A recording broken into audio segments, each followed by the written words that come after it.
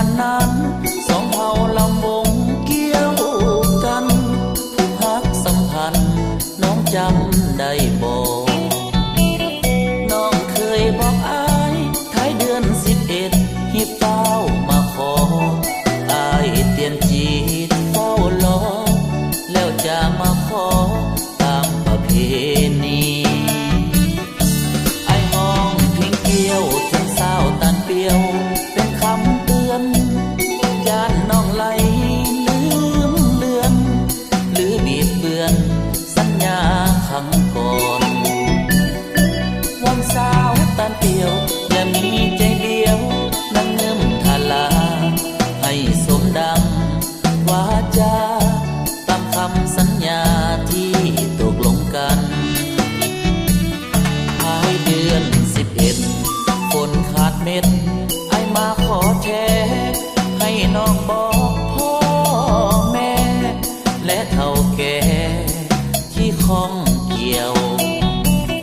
หากสาวตันเปียวคิดนี้ใจเบี้ยวหวังหลอกลวงอายคงเป็นบ้าปวงย้อนหลงคำลวงของสาวตันเปียวเอ้ย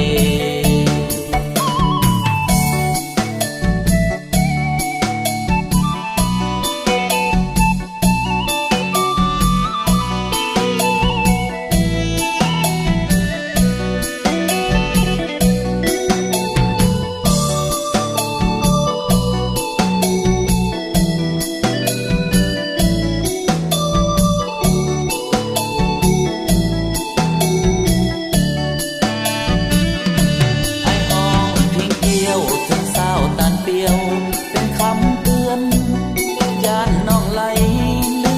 มเลือนหรือบีบเบือน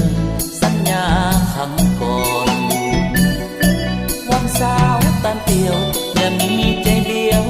นั่งเงื่อมทาลาให้สมดังวาจาตามคำสัญญาที่ตกลงกันภายเดือน11ฝนขาดเม็ดมาขอแท้ให้น้องบอกพ่อแม่และเฒ่าแก่ที่ข้องเกี่ยวหากสาวตันเปียวคิดนี้ใจเบี้ยวหวังหลอกลวงอายคงเป็นบ้าปวงย้อนหลงคำลวงของสาวตันเปียว